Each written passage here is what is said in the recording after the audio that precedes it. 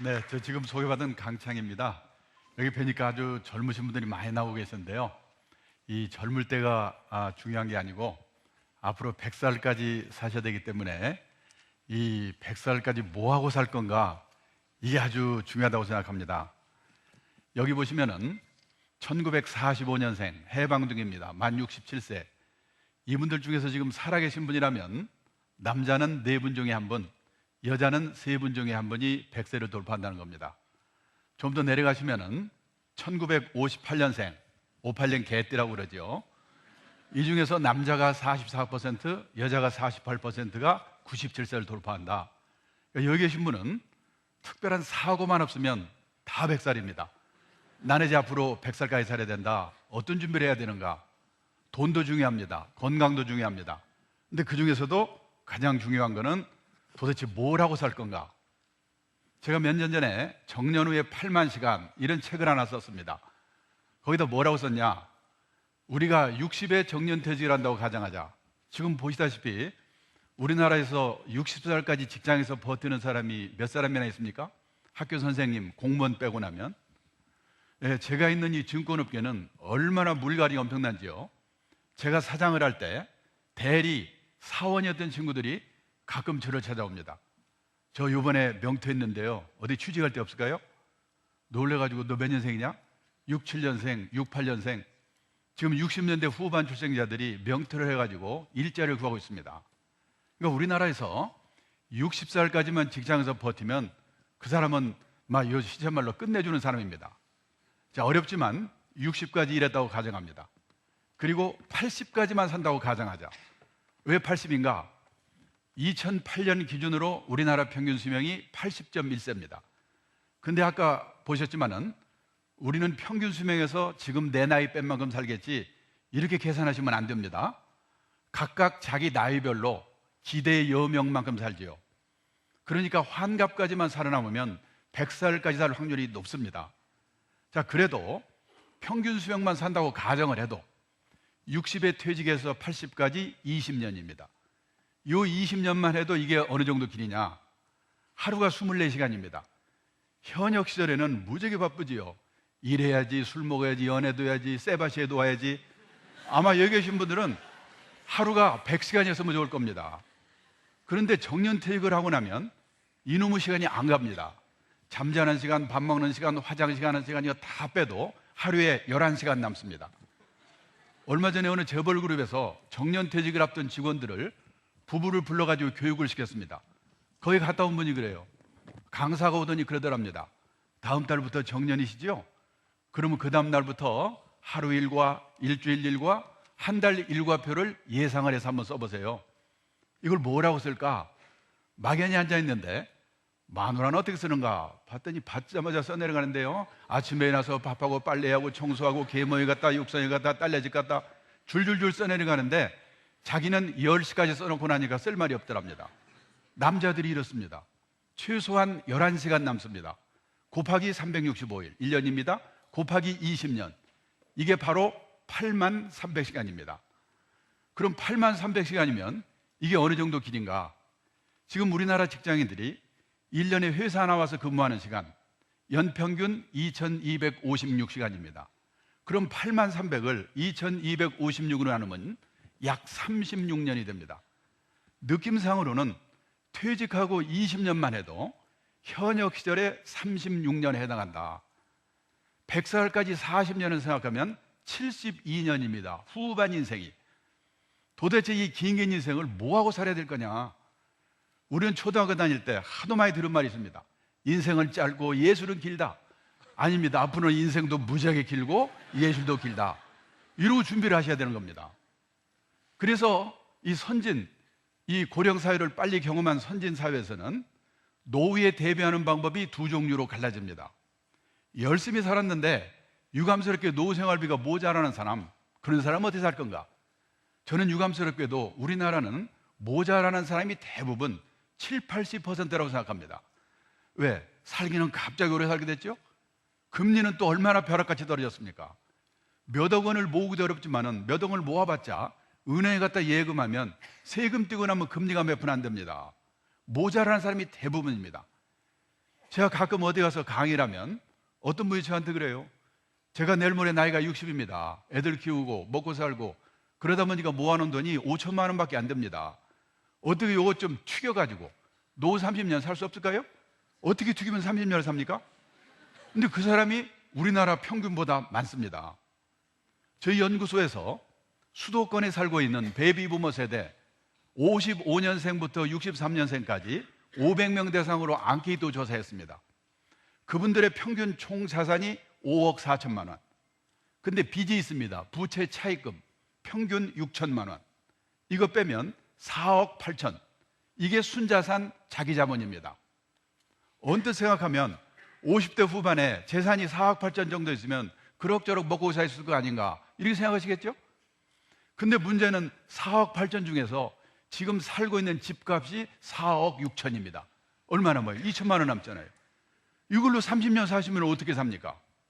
그러니까 2천만 원 가지고 주식 사서 튀겨볼까 했다 빵으로 만들거나 아니면 집을 팔아서 살아야 됩니다. 이 720만 베이비부머 세대들이 집 팔라고 내놓기 시작하면 우리나라 집값이 어떻게 되겠어요? 요즘 집값 많이 떨어지고 있는 이유 중에 하나 전 거기 있다고 생각합니다. 자, 그런데 신문에 텔레비는 또 뭐라고 나오죠? 노후가 편하려면 10억 원 했어야 된다. 최소한 7억 원 했어야 된다. 저는 아주 신문기자 만날 때마다 제발 좀 그런 것 좀 쓰지 마라. 우리나라 7, 80%가 그렇게 안 되는데 그런 기사를 보면 도움이 됩니까? 복통 터지고 초조하지요. 그래서 지금 우리나라에 온갖 사기 사건이 횡행합니다. 부동산 기획 사기, 책방에 가보면 재테크 광풍입니다. 2배로 튀기는 법, 3배로 튀기는 법. 아니 도대체 책 한 권 읽고 2배로 튀길 수 있으면 그 인생이 얼마나 간단하겠습니까? 그런 방법 없습니다. 5천만 원 들고 금융경화를 갑니다. 요것 좀 튀겨주세요. 아, 예, 튀겨드리죠. 얼마 더 가면 빵으로 만들어버리고. 오직 하면 일본의 어느 언론인이 서울에 와서 특파원으로 4년 동안 근무하고 간 신문기자가 있습니다. 이 사람이 가면서 저보고 뭐라고 하냐면 한국에 와서 4년 동안 근무하면서 보니까 한국 사람들은 돈을 버는 방법, 그 사람 그걸 자산관리에서 입구관리라고 표현했습니다. 입구관리에 대해서는 쌍부르큐 열심이다. 그런데 나이가 60이 돼서 번 돈이 모자란다? 그러면 그 사람은 부자 될 확률이 별로 없지요. 그럼 어떻게 되냐? 맞춰 사는 방법을 배워야 되죠. 또 운 좋게 부자가 됐다? 그러면 아름답게 쓰는 방법. 그 사람은 그걸 자산관리에서 출구관리라고 표현했습니다. 한국 사람들은 입구관리에 대해서는 무지하게 열심인데 출구관리에 대해서는 집에서 가르치냐, 학교에서 가르치냐, 사회에서 가르치냐, 공부가 너무나 안 되어 있다. 이 친구가 이러고 가는 겁니다. 제 기분이 얼마나 나쁘겠습니까? 그런데 일본에 1억 3천만 인구 중에 기독교 인구가 100만 명도 안 됩니다. 1%도 안 됩니다. 우리나라 개신교, 캐톨릭 합치면요 20몇 %, 1,000몇백만 명이 기독교 인구라고 합니다. 근데 여기 2000년 전에 기록된 성경, 신약 성경 빌립보서에 보면 빈곤에 처할 줄도 알고 풍부에 처할 줄도 알고 빈곤에 처할 줄도 알고 그때그때 주어진 경제 상황에 맞춰 사는 방법을 배워라. 근데 이 1,000몇백만 명 기독교인들이 이걸 읽었는지 안 읽었는지 1%도 안 되는 일본 사람한테 우리가 충고를 드려야 된다. 저는 그게 우리나라의 문제라고 생각합니다. 그래서 일본 가도 미국 가도 열심히 살았는데 유감스럽게 노후생활비 모자라는 사람 거기도 많습니다. 그럼 어떡하냐? 할 수 없다. 나는 이제 생활비가 모자라니까 체면불구하고 이 쪽팔리는 거 감수하고 허드렛일이라도 해가지고 한 푼이라도 벌 방법이 없을까? 이 일을 찾지요. 제가 지금부터 37년 전입니다. 1975년 제가 그때 나이가 28이었습니다. 일본 동경 증권거래소 이런 데 가서 연수를 받았습니다. 그때 일본의 노인 비율이 8%였습니다. 지금 우리나라 65세 이상 노인 비율이 11%입니다.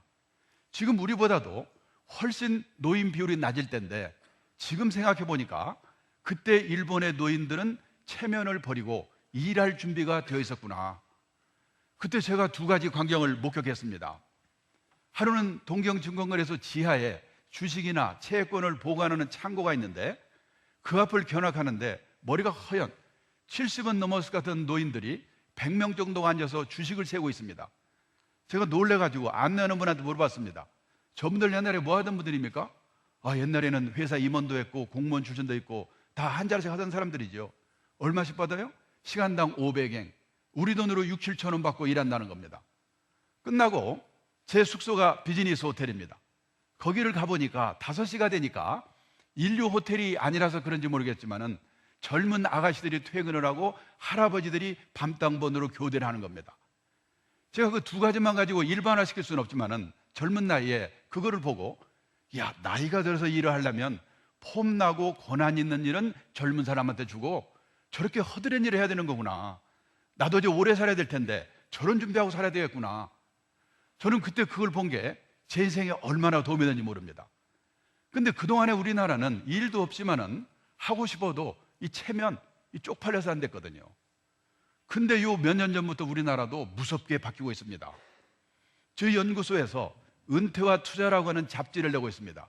거기에 이런 분이 소개가 됐습니다. 이분은 소개할 당시에 71세 되신 분인데 중학교 교장 선생을 하신 분입니다. 지금 남이섬에서 청소 일을 하고 계십니다. 남이섬에 하루에 관광객이 10,000명 정도 드나드는데 그분들이 버린 쓰레기를 4명의 미화원이 친답니다. 얼마나 힘들겠습니까? 그래서 한 달에 100만 원 정도를 받는답니다. 근데 힘든 건 괜찮은데 옛날에 교장을 같이 한 사람 중에서 가끔 항의 전화를 하는 사람이 있답니다. 당신이 교장을 망신시키느냐? 어디 가서 그런 일 하고 있게? 그러니까 인간이 가지가지입니다. 그런 데 가서 체면을 버리고 일하는 사람도 있고 쓸데없이 일하는 사람한테 전화해가지고 항의하는 사람도 있고. 그분이 그래, 그게 뭐가 어떠냐? 자기는 일하니까 건강해서 좋고 돈 생기니까 술도 잘 사고 너무나 행복하답니다. 지금 남이섬에 80세까지 고용이 보장된 분이 5분 있답니다. 건강하고 성실한 분이겠죠. 요번에 자기가 6번째가 될 것 같다. 어떤 분은 전직 사장을 하신 분인데 지금 서울에서 지하철 택배 한 달에 60만 원에서 100만 원을 법니다. 우리 주위에서 보면 똑같이 몇억 원의 노후 자금을 갖고 있더라도 퇴직하고도 뭔가 규칙적으로 일하면서 관리하는 사람과 놀면서 관리하는 사람 전혀 다릅니다. 규칙적으로 뭔가 하는 사람은 흔들림이 없습니다. 그런데 놀면서 관리하는 사람은 쓸데없이 욕심을 냈다가 쓸데없이 쫄았다가 이 자산 관리에 엄청난 영향을 준다는 겁니다. 이 저금리 시대에 우리가 종이를 주어서라도 한 달에 50만 원을 벌면 2억 원의 정기예금을 갖고 있는 효과가 있습니다. 말이 그렇지 정기예금 2억 원이 쉽습니까? 그게 한 달에 50만 원의 근로소득과 똑같은 거다. 그래서 우리가 앞으로 100살까지 살아야 되기 때문에 언제 무슨 일이 생길지 사람 일은 알 수가 없습니다. 여차하면 부부가 체면을 버리고 허드렛 일이라도 하겠다, 이런 각오를 하고 사는 거, 이게 지금 재테크보다 훨씬 더 중요하지 않을까. 자, 그렇게 살다 보니까 나이가 60이 돼서 먹고 살 걱정은 없게 됐다. 우리나라의 한 20, 30%가 여기에 해당됩니다. 그러면 그분들은 퇴직도 했고 먹고 살 걱정도 없으니까 이제부터 놀고 먹으면 되냐? 아닙니다. 저도 이 주위에서 보면 굉장히 출세했던 사람, 돈도 많은 사람, 건강한 사람, 이런 분들이 오늘은 도대체 하루를 어떻게 때울까? 인류 호텔에 헬스걸로 가보시면 왕년에 장관, 차관, 사장했던 분이 다 거기 모여 있습니다. 거기서 시간 때웁니다. 그래서 선진국에서는 퇴직하고 먹고 살 걱정이 없는 사람은 뭐 하는가? 취미 활동 절반, 봉사 활동 절반이면서 약간의 용돈벌이 하는 일, 그런 일들을 한다는 겁니다. 그 대표적인 것이 여기 있는 NPO 활동입니다. NPO, 민간 비영리 조직 자원봉사단체. 여기 젊은 분들은 이게 다 내 앞으로 후반 인생에 어떤 관계가 있는가 잘 생각해 보시기 바랍니다. 그런 데 가서 뭔가 일을 하고 약간의 용돈벌이를 하는 일이 많다는 겁니다. 미국에서는 퇴직한 분들의 70% 정도가 그런 사회공헌활동, 취미활동 뭐 이런 식의 일을 하고 있는 겁니다. 지금 우리나라는 그런 일 하는 분이 5%가 안 됩니다. 앞으로 우리도 이제 그런 사회로 가야 된다는 거죠. 그러면 나는 앞으로 열심히 젊을 때 일하다가 나중에 퇴직한 뒤에 어떤 일을 할 건가, 이걸 생각해 봐야 된다는 겁니다. 얼마 전에 어느 신문에 이 특집이 있었습니다. 60대, 70대 황혼의 전쟁. 거기 서울대학교 한 해경 교수님이 이런 발표를 했습니다. 우리 부모 세대들은 수명도 짧은 데다가 또 아들도 많이 낳고 애들도 손자 손녀 봐줘야 되고 부부 단둘이만 사는 기간이 평균 1.4년이었답니다.